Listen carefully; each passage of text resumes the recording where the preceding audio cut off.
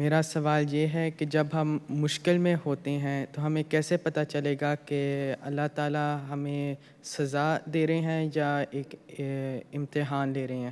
تم مشکل میں ہو رہے ہو تو اگر تو تم نے کوئی برائی کی ہے اور اس برائی کی وجہ سے مشکل میں گرفتار ہوئے ہو تو ظاہر ہے پتہ لگ گیا نا کہ سزا ہی مل رہی ہوگی۔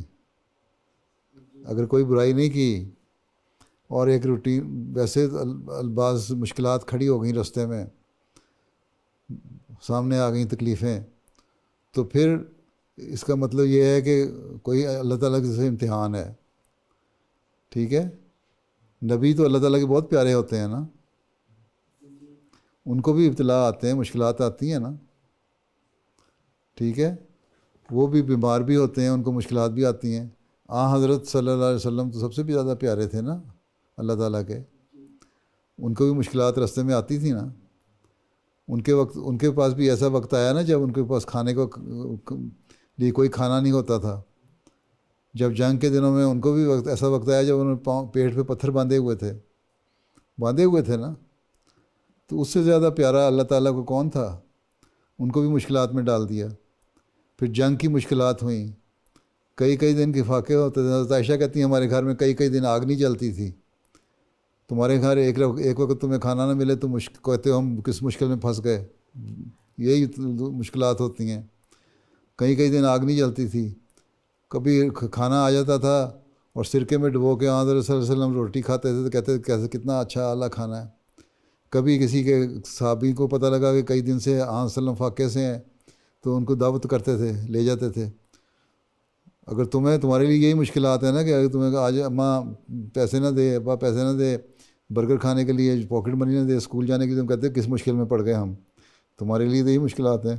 یا بخار میں مبتلا ہو گئے تو کہتے مشکل میں۔ آنسل نے فرمایا کہ بڑے سخت گرم تھے کہ میں جتنا مجھے تیز بخار ہوتا ہے اور بیمار میں ہوتا ہوں، جتنی مشکل میں ہوتا ہوں، اگر تم لوگوں کو ہو تو تم برداشت نہیں کر سکتے۔ ٹھیک ہے، تو مشکلات جو ہیں اگر اللہ تعالیٰ کی خاطر انسان برداشت کرتا ہے، نیکیاں کر رہا ہے اور کوئی برائی نہیں کر رہا۔ اگر تم سمجھتے ہو تم نے کوئی برائی نہیں کی، تم نیکی کرنے والے ہو، تم نمازیں پڑھنے والے ہو، اللہ تعالیٰ کی عبادت کا حق ادا کرنے والے ہو، لوگوں کے حق ادا کرنے والے ہو، کسی سے لڑائی نہیں کرتے، جھگڑا نہیں کرتے، کسی کا حق نہیں مارتے، پھر راستے میں جو مشکلات آتی ہیں، ابتلاءات ہیں، وہ امتحان ہے اللہ تعالیٰ کی طرف سے۔